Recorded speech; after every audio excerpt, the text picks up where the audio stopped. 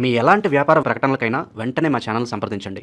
వృశ్చిక రాశి వారికి ఆగస్టు నెలలో ఎటువంటి ఫలితాలు లభించనున్నాయి?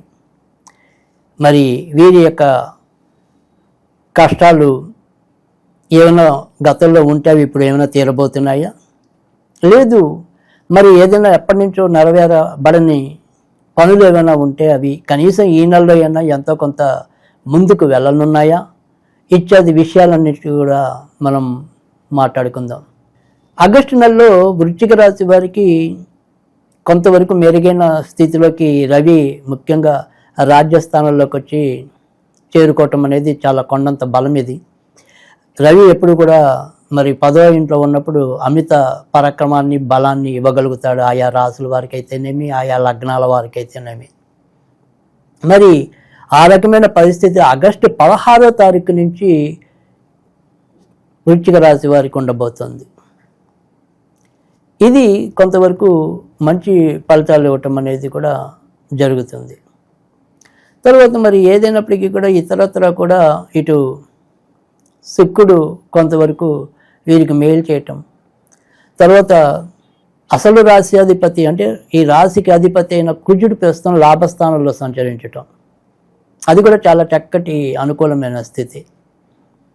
కనుక మొన్న జూలై 28వ తారీఖు నుంచి క్రమంగా వృశ్చిక రాశి వారి సమస్యలు కొంతవరకైనా సరే తగ్గే అవకాశాలు చాలా ప్రస్ఫుటంగా కనిపిస్తున్నాయి. ఉద్యోగాలు కావాలనుకుని పరితపిస్తున్న వారికి ఉద్యోగం లభించటం అనేది, ఆరోగ్యపరంగా ఎవరైతే తరచూ ఇబ్బందులు ఎదురవుతున్నాయో ఆయా రకమైన ఆరోగ్య సమస్యల నుంచి కొంత ముందు బయటపడటం అనేది అయితే కనబడుతుంది. ఎక్కడ ధైర్యం కావాలో, అక్కడ పరాక్రమం కావాలో అక్కడ పరాక్రమించేందుకు వీలుగా ప్రస్తుతం ఆగస్టు నెల వీరికి ఎంతో కొంత వెన్నుదన్నులతో నిలుస్తుంది. అసలు మామూలుగానే వృశ్చిక రాశి వారు ఎంతో కొంత పరాక్రమవంతులనే చెప్పాల్సి ఉంటుంది. అయితే ఈ పరాక్రమంలో ఎప్పుడు కూడా వీరికి ఒక ఆలోచన అనేది అంటే తొందరపాటు అనేది ఉండొచ్చు, కొంతమందిలో కొంత మూర్ఖత్వం అనేది ఉండొచ్చు. కానీ ఈ రెండింటినీ కూడా వీరు కొంత నియంత్రించుకొని వారి జీవితానికి ఏది అవసరం, ఎవరితో ఎలా మలసాలి, ఏ పనిని ఎప్పుడు చేయాలి, ఏ పనిని ఎంత లేటుగా చేయాలి అది అన్నట్టుగా ఈ నెలంతా కూడా వీళ్ళు కొంత సక్రమమైన రీతిలో వెళ్ళటమే ఈ నెలలో వీరు సాధించే పెద్ద విజయంగా మనం చెప్పవలసి ఉంటుంది.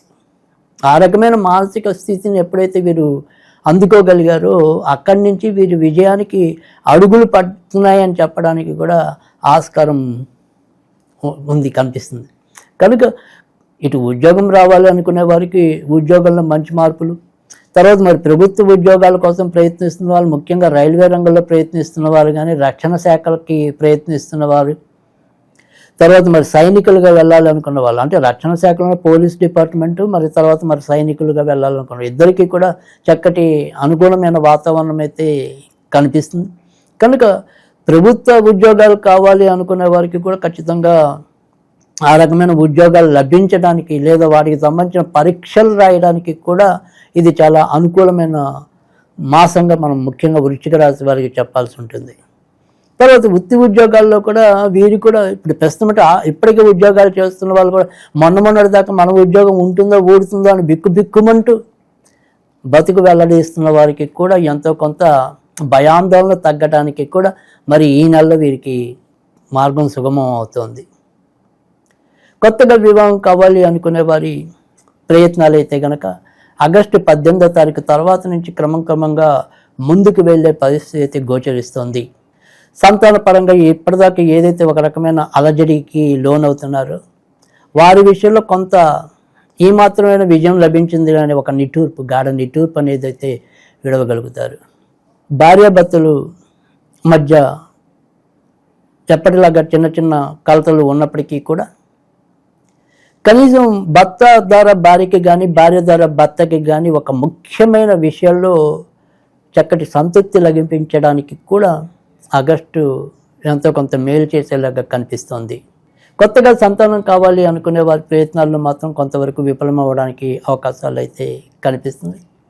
ఇక ఇదే వృశ్చిక రాశిలో జన్మించి మరి ఎవరైనా సరే తరచూ తలనొప్పితో బాధపడుతున్న వాళ్ళు ఎవరైనా ఉంటే కనుక, తర్వాత రక్తానికి సంబంధించిన వాటిలో ఏమైనా సరే అంటే హిమోగ్లోబిన్ తగ్గుతూ ఉండటం అలాంటి వాటితో ఇబ్బందులు పడుతున్న వారు, అలాంటివి ఏదైనా సరే ఉన్నవాళ్ళు మాత్రం ఈ నెలలో కొద్దిగా అశ్రద్ధ చేయకుండా ఉండటం అనేది అవసరం.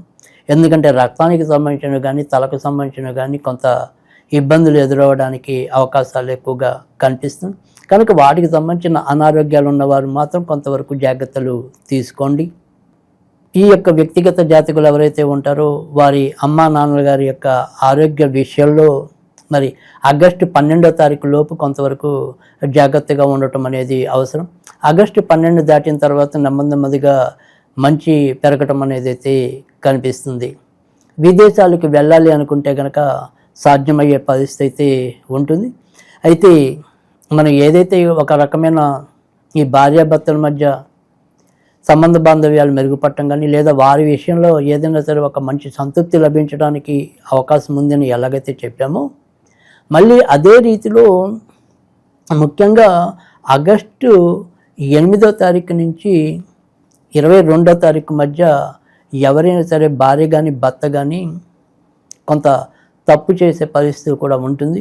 కనుక ఆయా సమయాల్లో మాత్రం కొంత జాగ్రత్త తీసుకోవటం అనేది కూడా చెప్పదగిన సూచన.